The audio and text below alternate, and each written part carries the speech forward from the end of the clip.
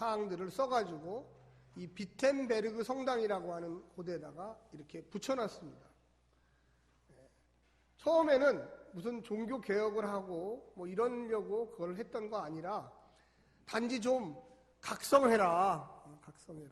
우리가 너무 잘못하고 있지 않느냐 이런 마음으로 붙여놨는데 그 반대편에 있던 이 고위 천주교 관리들이 너무 열심히 이 마르틴 루터를 죽이려고 하다 보니까 그를 도와주려고 했던 이 많은 지방의 영주들이 똘똘 뭉쳐서 마르틴 루터를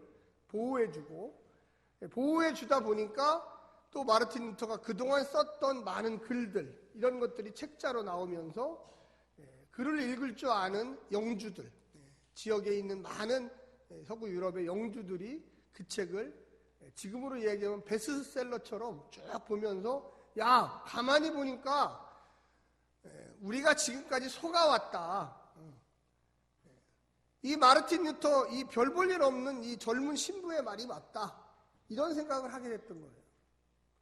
그래서 대부분의 많은 이 지역에 있던 독일로부터 이 종교개혁 운동이 벌어지기 시작했습니다. 그 불길이 전 유럽을 휩쓸기 시작했고 그때부터 이 프로테스탄트, 어떻게 보면 저항자들이라고 하는 이런 사람들이 모이기 시작하면서 이게 오늘날의 기독교회, 이 개신교회를 형성하는 거대 그룹으로 형성됐던 것입니다. 마르틴 루터는 뭐 무슨 종교개혁을 하고 뭐 이런 생각을 처음에는 전혀 하지 못했습니다.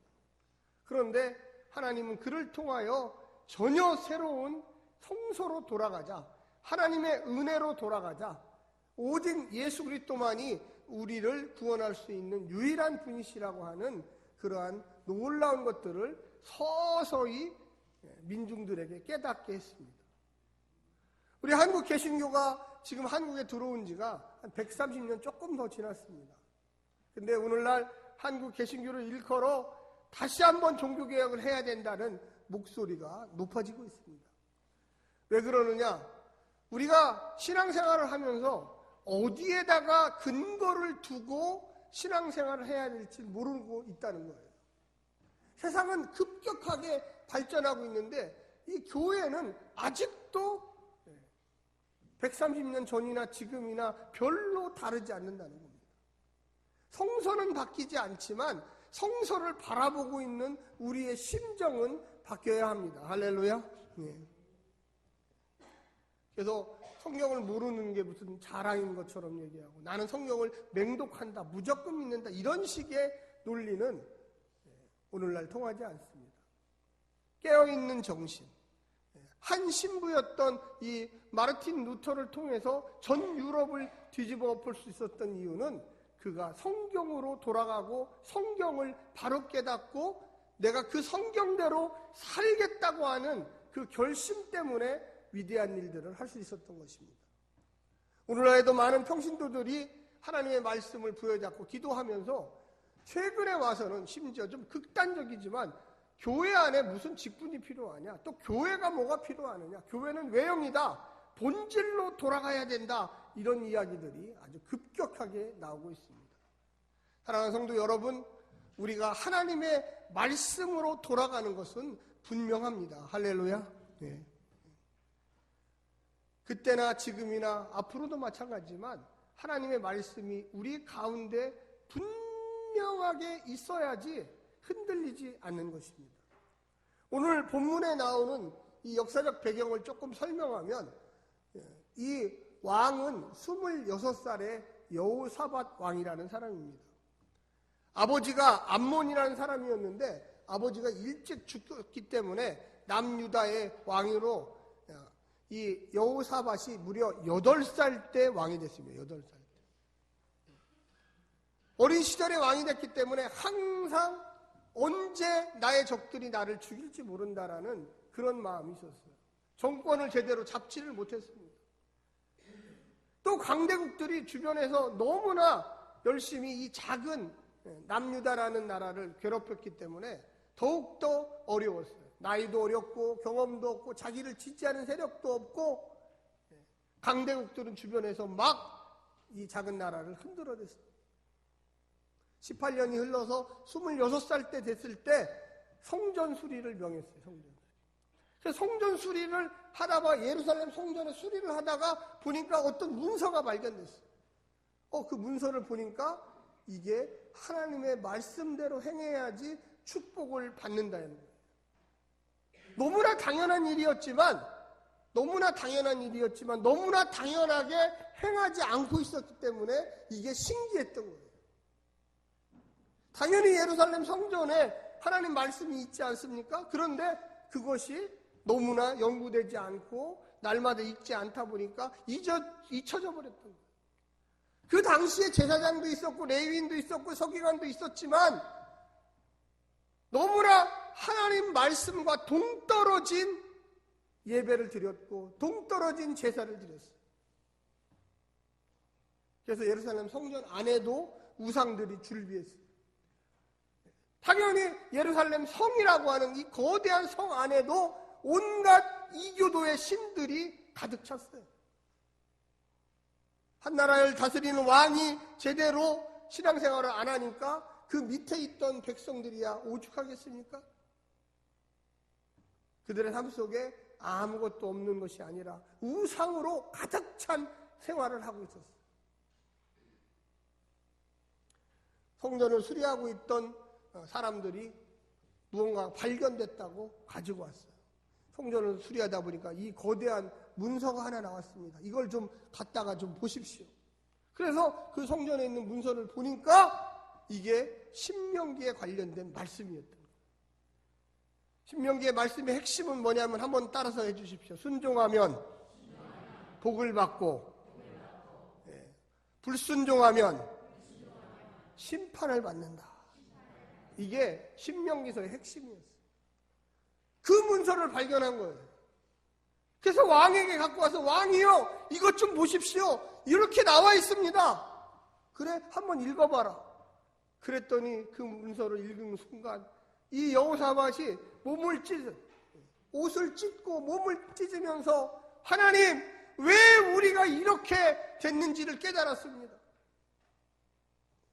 왜 우리가 이렇게 됐는지, 왜 우리가 이렇게 복을 못 받고, 왜 우리가 이렇게 방황하고, 왜 우리가 이렇게 강대국의 위협 속에서 살고 있는지를 알았습니다.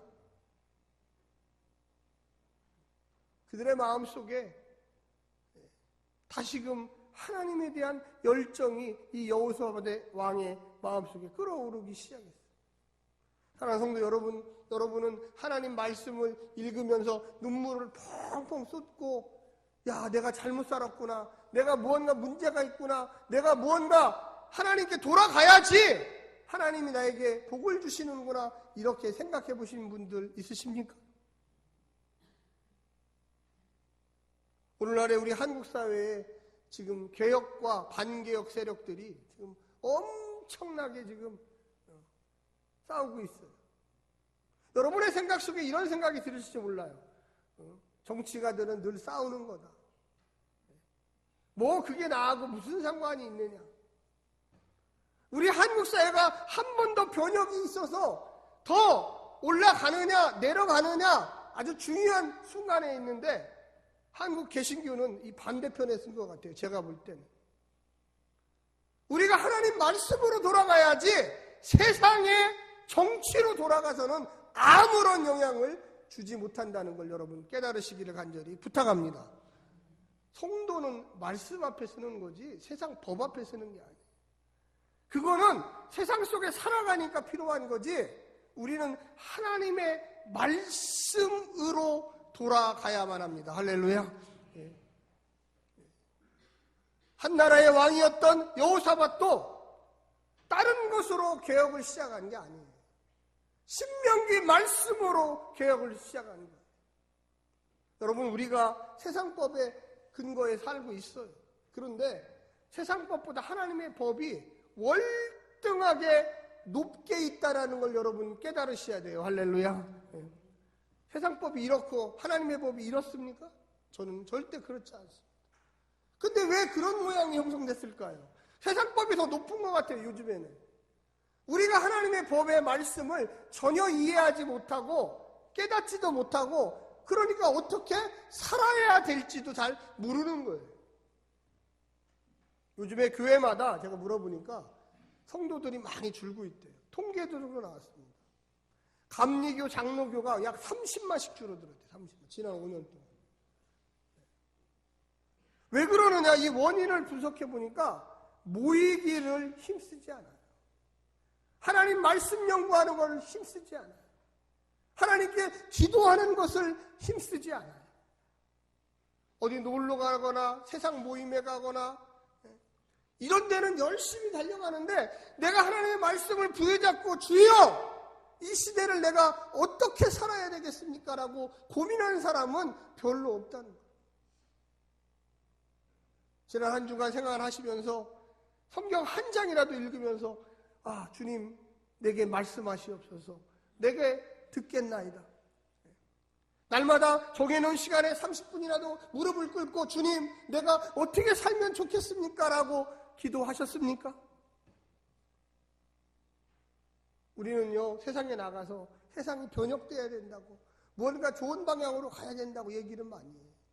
근데 그 문제를 하나님과 함께 한번 이야기해보고 토론해보고 하나님 어떻게 하면 좋겠습니다 라고 이렇게 간구하는 사람들은 별로 없다는 거예요.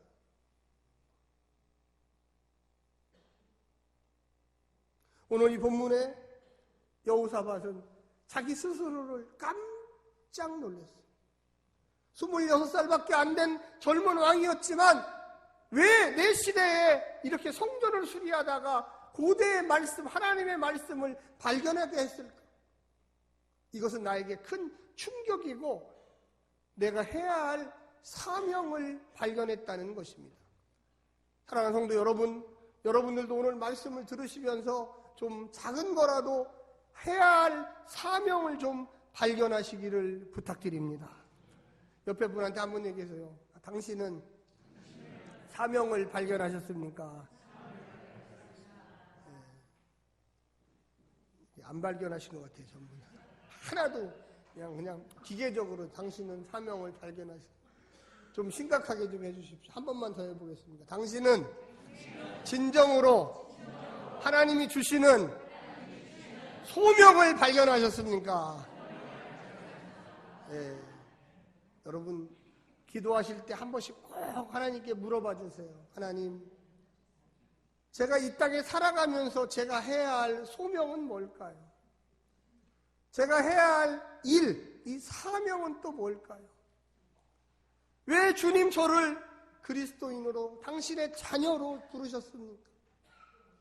저는 이런 일을 하고 있는데 하나님 저는 어떻게 해야 합니까? 저는 옷 만드는 일을 하고 있습니다. 저는 직장에 다니고 있습니다. 하루하루 좀 단 10초라도 1분이라도 5분이라도 주여 내게 당신의 일을 맡겨 주시옵소서. 할렐루야. 제가 이 붕어빵 전도가 계산을 잘못해가지고 우리 김태호 목사님이 저한테 문자를 보냈어요. 목사님 1주년은 11월 16일입니다. 그래서 제가 막 또 찾아봤어요. 얼마나 훌륭한 부목사님인지, 저런 부목사님을 더 했는데 얼마나 감사한지 몰라요. 박수 한번 쳐주세요. 제 목회에 얼마나 큰 도움을 주는지, 저의 부족한 면을 다 채워주고. 그래서 내가 왜 이렇게 착각을 했을까 했더니 제가 11월 15일 날 선교여행 갔다가 돌아와요. 그러니까 제가 2주를 빼먹잖아요. 그죠? 그러니까 원래는 이번 주가 기였어요. 이번 주. 근데 제가 흥분을 해가지고 너무 지난주에 우리 전도대원들이 열심히 많이 와가지고서 일하라면 좋겠다. 착각을 한 거예요. 용서를 좀 부탁드립니다.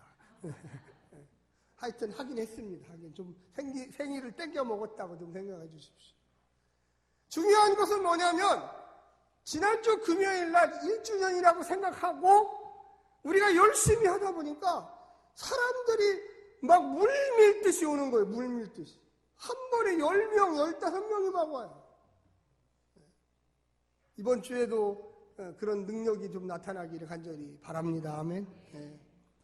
우리 권사님들 몇 분 더 오셔가지고 얼마나 부침개를 열심히 담는지, 이게 뒤집는지.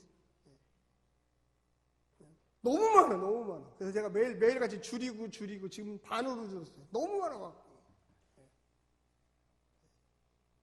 우리의 삶 속에 어떤 내가 해야 할 일, 내가 정말로 하나님을 위해서 하는 일, 부침개야 뭐 집에서도 부쳐 먹을 수 있죠. 그런데 이게 내가 이 작은 것을 붙여서 예수 사랑 나타내서 그 받는 사람이 작은 거 하나라도 믿음으로 내가 살아야겠고, 이 교회가 왜 저런 걸 나눠줄까? 한 번이라도 그 사람이 생각하면 다시금 이 시대가 밝혀질 거라고 저는 믿습니다. 이 여호사밧 왕이 뭐 어마어마한 일을 한 게 아니에요. 원래대로 사실은 돌아간 거예요. 이스라엘 왕은요, 그냥 왕이 아니었어요. 늘 하나님의 말씀을 자기 앞에다 놓고서 아침마다 그걸 읽고서 그날의 정사를 봐야 되는 거예요. 그런데 워낙 선대 왕들이 뭐같이 해가지고 전혀 그 일을 안 했어요. 가르쳐주지도 않았어요. 그러다가 하나님의 그 은혜로 성전 수리하다가 말씀이 발견되니까 오늘 본문이 등장하기 시작했던 것입니다. 그래서 1절에 뭐라고 나왔습니까? 왕이 곳곳에 사람들을 보내가지고 모든 장로들을 자기에게로 모으고, 할렐루야. 미션이 있는 사람, 소명이 있는 사람은요, 이 깃발을 분명하게 올립니다. 대부분의 사람들은요, 깃발이 없어요. 그래서 누군가가 깃발을 올리면 그거에 동조하는 사람들이 모이기 시작해요. 사랑하는 성도 여러분, 여러분이 복음의 깃발을 높이 드시기를 간절히 부탁합니다. 그러면요, 놀랍게 그런 사람들이 모이기 시작해요. 우리가 교회가 전도하는 교회로 소문나잖아요. 그럼 전도의 일꾼들이 이 교회에 꽉 찰 줄로 저는 믿습니다. 아멘. 네. 우리 교회가 찬양하는 교회로, 성가대가 유명해지기 시작하면 우리 교회 성가대 오디션을 보러 와야 돼요. 할렐루야. 네. 저는 그렇게 될 거라고 믿어요. 우리가 다 안 된다고, 과연 이 시대에 전도가 되냐고, 붕어빵 나눠준다고 전도가 되냐고, 부침개 나눠준다고 전도가 되냐고. 아니요. 전도가 분명히 됩니다. 할렐루야. 네. 사람들은 다 안 된다고 생각해요. 여러분도 아마 예화를 들어보셨는지도 모르겠지만, 아프리카에 어떤 회사에서 시장 개척을 하기 위해서 신발을 파는 두 사람을 보냈습니다. 직원들을 가서 사전 조사 좀 해와라, 아프리카에 가서. 네, 알겠습니다. 젊은 두 사람이 갔어요. 딱 가서 일주일 내내 보고서를 보내라. 그래서 보고서를 딱 받았는데 한 사람은 이렇게 썼습니다. 이 사람들에게 절대 신발을 팔을 수가 없습니다. 이 사람들은 수백 년, 아마도 수천 년 동안 신발을 신지 않았기 때문에 우리가 절대로 신발을 보내도 무료로 준다고 해도 이 사람은 늘은 신발을 신지 않습니다. 우리는 이 시장을 절대로 개척하면 안 되고 철수해야 합니다. 또 한편의 보고서가 올라왔습니다. 기쁘고 즐거운 일입니다. 여기에는 신발을 신은 사람이 단 한 사람도 없습니다. 이들에게 신발만 신기면 앞으로 이 시장은 우리가 독점할 수 있습니다. 할렐루야. 똑같은 상황을 보고 어떤 곳으로 향하는지, 여호사밧은 자기 선대 왕들이 많이 있었지만 그들이 무심코 행하지 않았던 일, 너무나 당연히 할 필요가 없었던 일, 아무리 하라고 해도 내가 왜 하나님의 말씀을 읽으면서 이 나라를 다스리냐고 했던 일. 근데 여호사밧은 마음을 바꿨어요. 나만 바꾼 게 아니라 내 주변에 있는 사람들을 다 바꿔야 되겠다. 그래서 예루살렘 성 안에 있는 장로들을, 지도자들을 다 모으고 제사장, 레위인 모든 사람들을 다 불러 모아라. 여러분, 전도가 뭐 예수 믿고 천국 가세요, 이게만 전도가 아니에요. 전도의 방법은 수백 가지가 있어요. 제일 중요한 게 뭐냐면, 나를 통하여, 하나님이 나를 통하여 당신을 사랑하고 있다는 것을 보여주는 게 가장 중요한 것입니다. 할렐루야. 그 중에 하나가 우리 교회에서 지금 하고 있는 일이죠. 우리는 그 일을 통하여 하는 사람들이 은혜 받아요. 할렐루야. 참여하는 사람이 은혜 받아요. 지난주에 오신 분들은 다 배고프신지 다 잘 드시더라고. 우리 교회 부침개 하시는 분이 막 서로 막 먹여주면서 맛있어? 짜? 이렇게 뭘 더 넣어야 되나? 매주 그 소스가 바뀐다는 거예요. 매주. 무언가 내가 그 일에 동참하고 참여하고 이 개혁의 불길에 내가 서 있다는 그 확신이 우리를 변화시키는 거예요. 나 혼자는 하기 힘들어요. 조성배 목사 혼자서 그거 하고 있으면 사람들이 다 저분은 목사님이 아니라 붕어빵 장수인가 보다 그렇게 생각해요. 제 얼굴이 붕어빵처럼 생겼잖아요. 제가 거기다가 모자만 하나 쓰면 딱 붕어빵이에요. 털모자만 하나 딱. 그런데 여러분들이 같이 오셔서 찬송도 틀어놓고 같이 안녕하세요 이것도 하세요. 또 우리 장로님들, 권사님들, 우리 집사님들, 성도님들 그러다 보니까 그것이 축제가 되는 거예요. 기쁨이 되는 거예요. 처음에는 의무상 그냥 전도 못하는데 어떻게 거기 하나.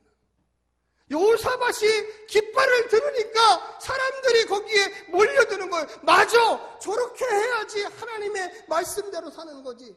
맞아, 저 사람 여호사밧이 제대로 된 왕이야. 할렐루야. 교회를 왜 세워놨습니까? 복음 전파하라고 세워놨어요. 선교하라고 세워놨어요. 그것이 너무나 당연한 건데 우리는 자꾸만 핑계를 대요. 이 시대에 어떻게 복음 전파를 해? 뭐 교회가 없어? 전국에 교회가 4만 5천 개가 있대. 뭐 꼭 그렇게 해야지 전도가 돼? 무언가 핑계를 대, 핑계.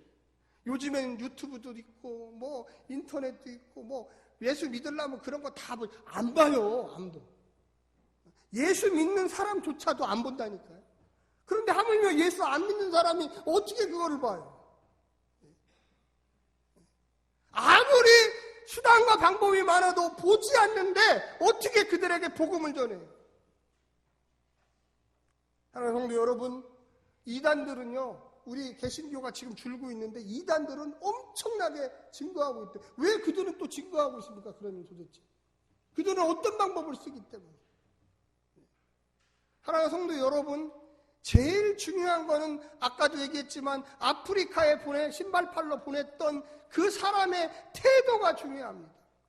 여호사밧의 태도로 여러분 같이 한번 읽어보십시오. 2절 말씀입니다. 시작. 이에 왕이 여호와의 성전에 올라가매 유다 모든 사람과 예루살렘 주민과 제사장들과 선지자들과 모든 백성이 노소를 막론하고 다 왕과 함께 한지라. 왕이 여호와의 성전 안에서 발견한 언약책의 모든 말씀을 읽어 무리의 귀에 들리고. 할렐루야. 거기 보면 다 왕과 함께 한지라. 할렐루야.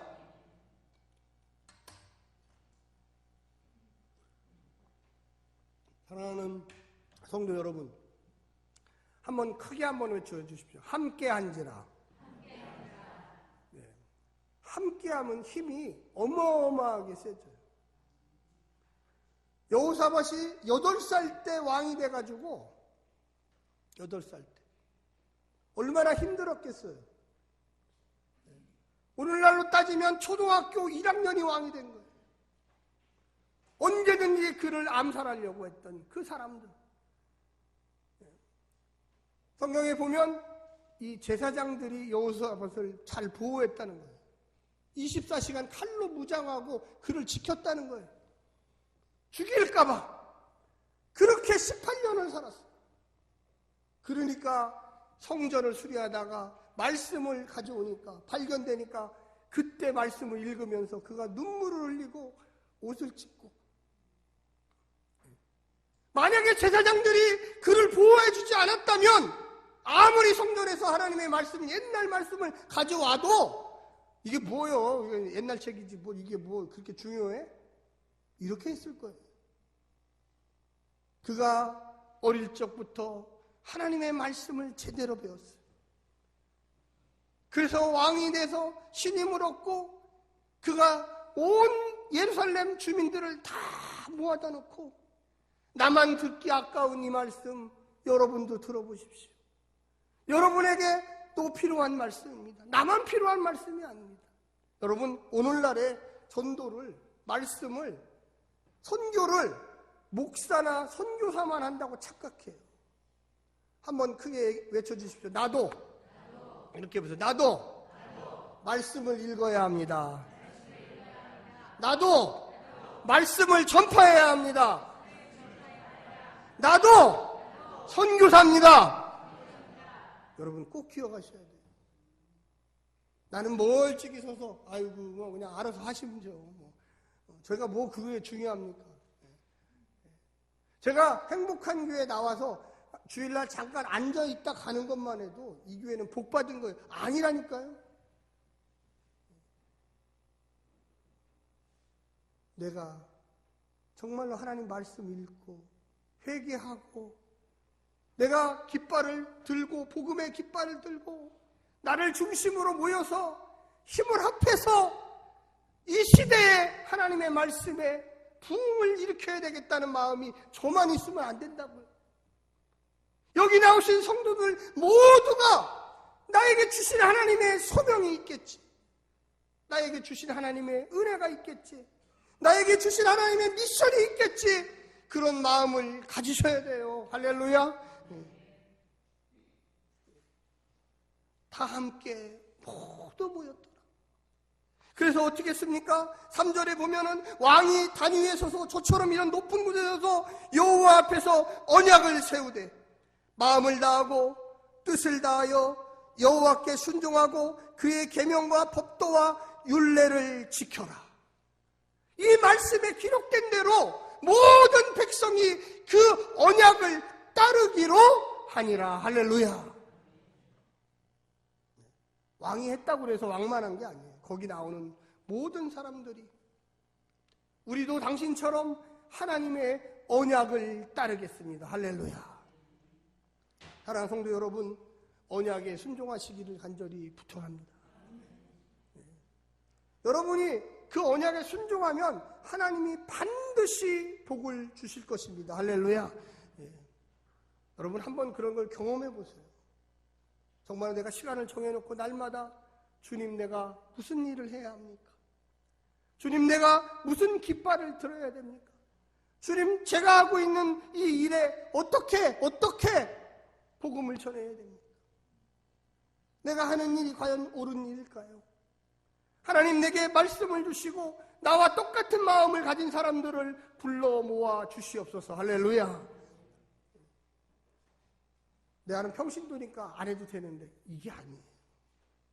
성도 여러분 꼭 집에서라도 주님 나를 통하여 해야 할 일이 무엇인지 알게 해주십시오. 어떤 병자가 있었대요.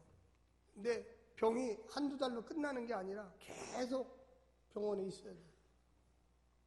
이분이 그런데 뭘 방법이 없어요. 뭔가 내가 하고 싶은데 할 방법이 없어요. 그래서 이분이 무엇을 하기 시작했냐면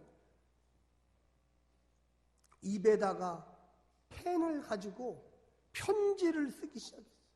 처음에는 개발, 세발, 입으로 편지 쓰는 게 이게 됩니까? 한 달이 지나고 두 달이 지나고 석 달이 지나고 입에 힘이 생기기 시작했어요.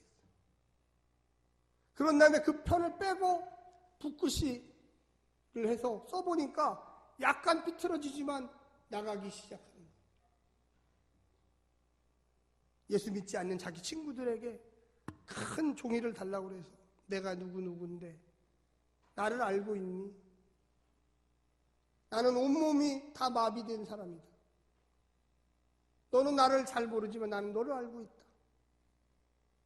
나는 그래도 희망이 있고 용기가 있다. 내가 이렇게다가 죽어도 나는 하나님 나라 갈 수 있다. 온몸이 다 마비됐어. 그래서 옆에 오는 사람에게 이 편지를 누구에게 좀 보내주십시오. 처음에는 장난하는 줄 알고 이게 뭐지? 이 사람이 도대체 누구지? 역추적해서 알아보니까 자기하고 옛날에 만났던 사람이에요. 근데 그 사람이 진실로 다 마비됐지만 입으로 편지를 써서 보냈던 거예요. 한번 가보자. 진짜인지. 그래서 그곳에 가보니까 진짜 그 사람이 또 다른 사람에게 붓을 물고 편지를 쓰거든요. 많이 쓰지는 못해요. 한 몇십 자 간단간단한. 내가 누군데 저는 이렇게 살고 있고. 여러분, 우리는 다 사지가 멀쩡하고 시간도 많고 해야 할 일이 많아요. 그런데 그 우선순위에 내가 하나님의 자녀로서 이 땅에 살면서 무엇을 해야 할지는 없어요. 하루에 수십 가지 일을 하는데 단 한 번도, 단 1분도, 2분도 하나님 내가 어떻게 살아야 합니까? 라고 질문하지 않아요. 여기에 보면 4절부터 제가 읽지는 않겠어요. 이 사람들이 언약을 따르기로 하면서 예루살렘 안에 있던 우상들을 다 예루살렘 밖으로 다 내보내고 그것을 다 찧어가지고 가루를 내가지고 다 뿌려버려요. 29절까지 원래 나오는 겁니다. 이교도의 제사장들을 다 내쫓고 이교도를 열심히 섬겼던 사람들을 다 예루살렘 밖으로 다 내쫓고. 여러분, 우리가 실행이 없는 믿음, 행함이 없는 믿음. 마르틴 루터가 아무 생각 없이 진짜 그냥 자기의 의견서 하나를 비텐베르크 성당에다 딱 붙였는데 그게 하나님이 보시기에 옳았기 때문에 온 유럽을, 전 세계를 다 뒤집어 엎는 새로운 역사를 시작했던 것입니다. 할렐루야. 별일 아닌 것 같지만 내가 시작하면 하나님이 함께 하시고, 내가 무언가 전하기 시작하면 내 입을 통하여, 내 삶을 통하여 사람들을 복음으로 변화시킨다는 걸 여러분 명심하시기를 부탁합니다. 설교 시간에 은혜 받았다고 끝나는 게 아니라 내가 앞으로는 이렇게 살아야겠다 결심하고 내가 월요일부터 다음 토요일까지 과연 몇 번이나 이 일을 행할 수 있는지를 여러분 꼭 체크해 보시기를 부탁드립니다. 기도하겠습니다.